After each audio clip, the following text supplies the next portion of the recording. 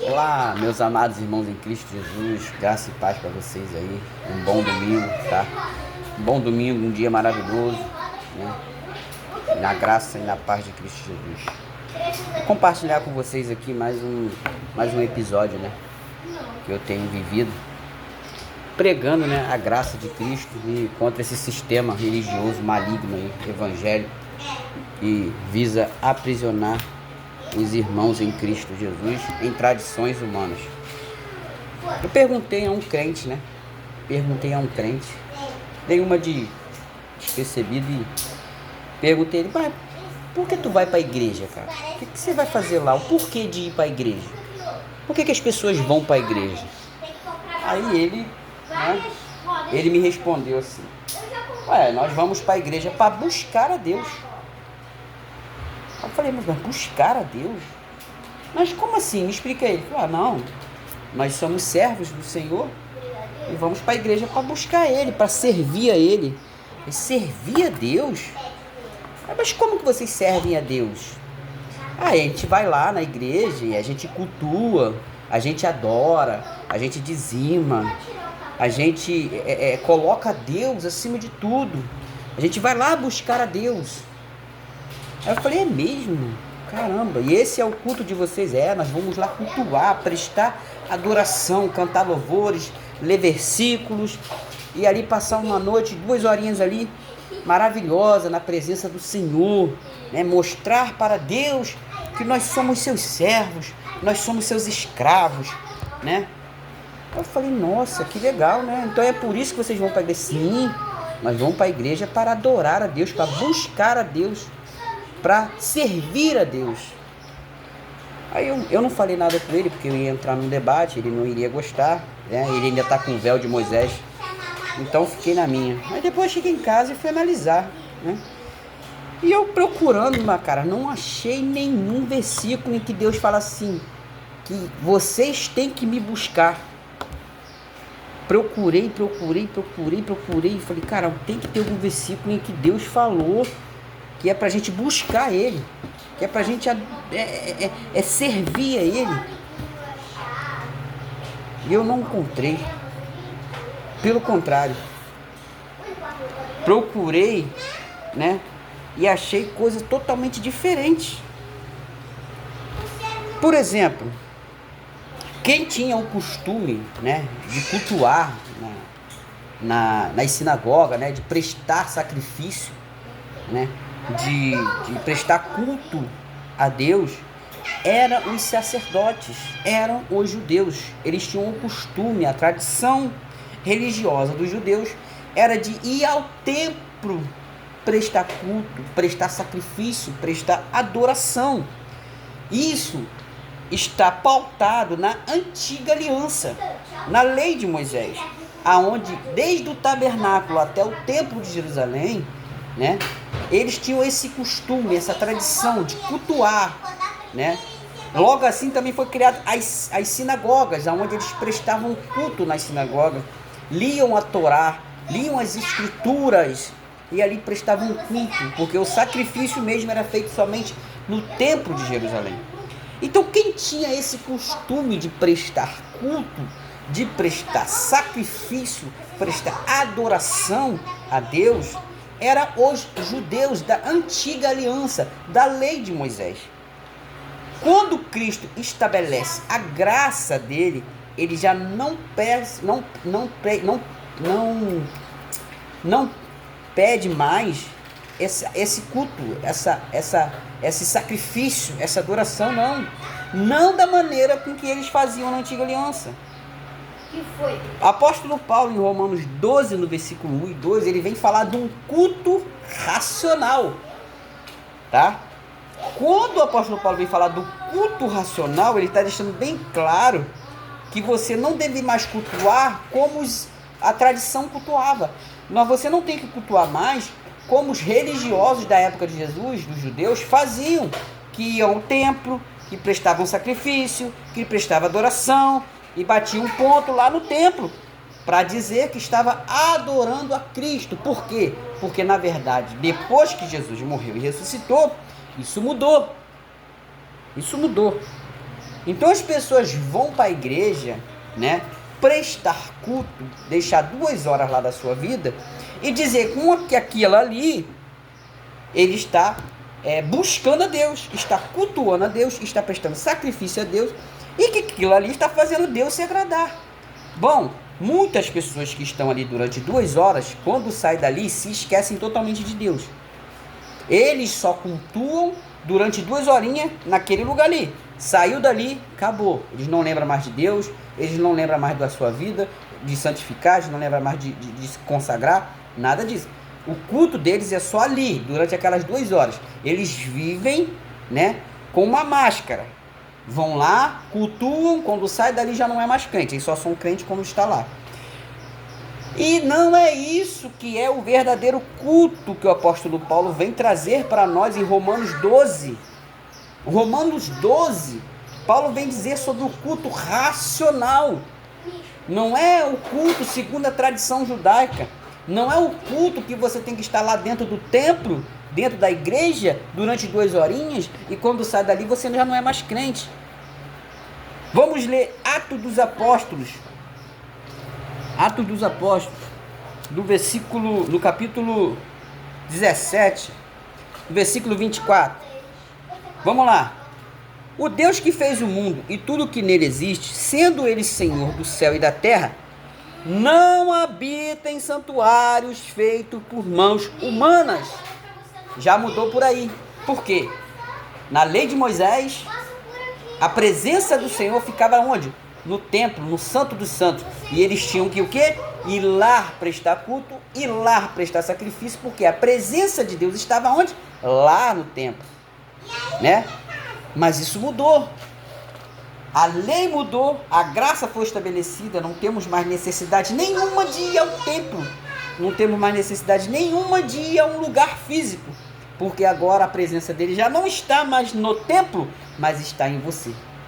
Então como que eu vou buscar algo que já está em mim? Como que eu vou tirar 2 horas da minha vida para ir num lugar, numa instituição, ficar 2 horas sentado e achar que aquilo ali está fazendo com que eu adore ao Senhor, com que eu faça com que Deus fique satisfeito com aquilo ali? Mas quando sai dali, isso é uma pessoa totalmente diferente. Isso é hipocrisia. Isso não é uma vida de santidade e consagração a Cristo. O verdadeiro culto não é esse. E ele continua: nem é servido por mãos humanas, como se de alguma coisa precisasse, pois ele mesmo é quem a todos dá a vida, a respiração e tudo mais. Ou seja, as pessoas estão indo para a igreja, estão indo para o templo, dizendo que não, eu estou indo lá para servir a Jesus. Mas o próprio Deus deixa bem claro que ele não é servido por mãos humanas. E o ser humano, o crentezão, o crentão, estou indo lá, sou servo do papai, estou servindo a papai.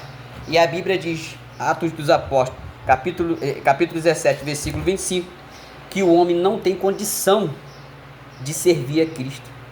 Porque quem dá a respiração, quem dá o fôlego de vida, quem dá tudo mais para o ser humano é Cristo, é Deus.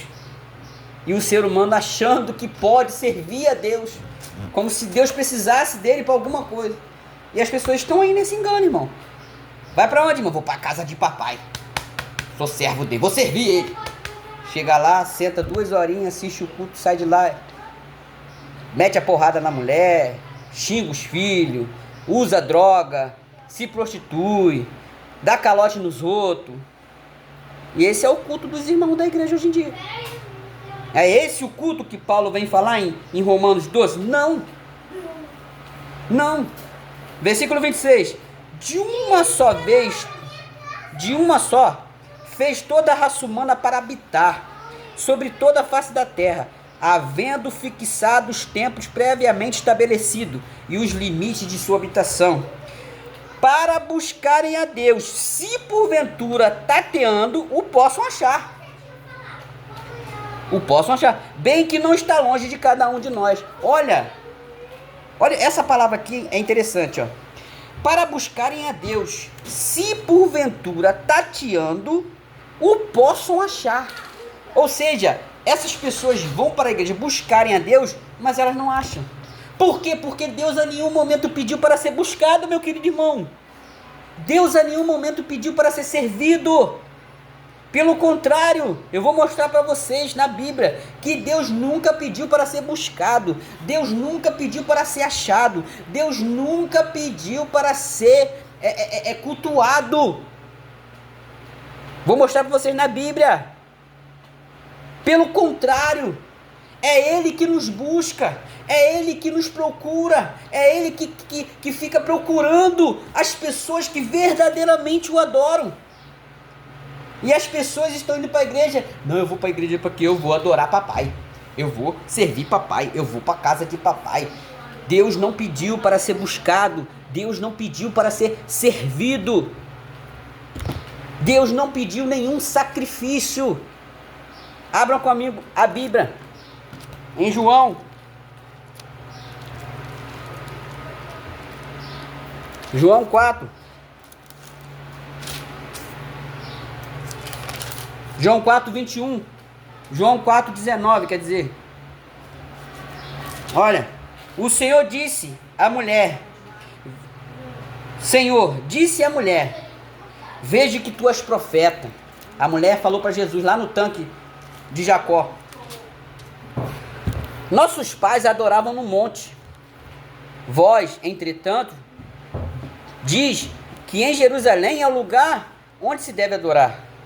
Disse Jesus à mulher, mulher, pode crer-me que a hora vem, quando nem neste monte, nem em Jerusalém, adorareis ao Pai. Vós adorais o que não conheceis. Essa mulher aqui, nesse contexto aqui, ela está simbolizando a igreja de hoje, que a igreja adora hoje o que não conhece. A igreja adora o Deus que não conhece. Jesus está dizendo para ela, você adora, mulher, o Deus que você não conhece. Disse Jesus à mulher, podes crer-me que a hora vem, que já chegou, que nem no monte, nem em Jerusalém, vocês vão adorar. Vós adorais o que não conheceis, nós adoramos o que conhecemos, porque a salvação vem dos judeus. Mas vem a hora, e já chegou, em que os verdadeiros adoradores adorarão o Pai na igreja.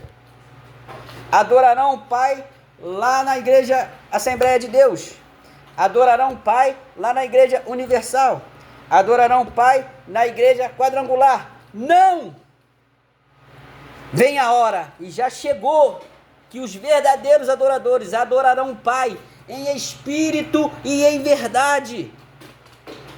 Aí vem a palavra-chave. Porque estes são os que o Pai procura para seus adoradores. Está vendo a palavra-chave? São esses que o Pai procura. Não é você que tem que procurar o Pai. Não é você que tem que buscar o Pai. Não é você que tem que prestar sacrifício ao Pai. Não é você que tem que perder 2 horas do seu sacrifício para o Pai. Mas é Ele que te procura. É Ele que te busca. Ele procura os verdadeiros adoradores que adorarão o Pai em espírito e em verdade. Uma vida de consagração, uma vida de santificação, não só 2 horinhas lá no templo, como a tradição diz, não só 2 horinhas lá no Brás, lá na Universal, lá na Quadrangular, na Assembleia de Deus, não só 2 horinhas lá dentro, mas uma vida de santificação. É Ele quem te procura, não é você que tem que buscar Ele. Eu sou servo de papai.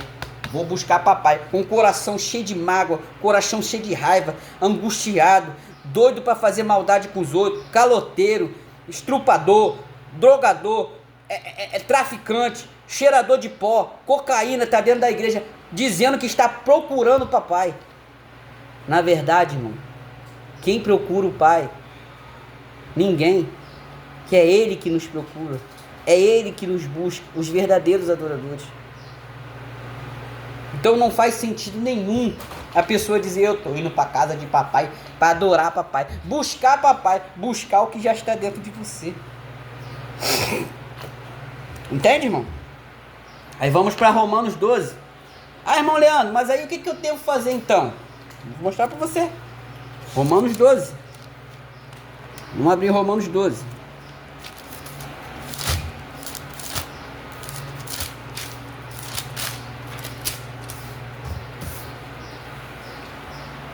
Ó, Romanos 12, apóstolo Paulo vem dizer, carta aos Romanos.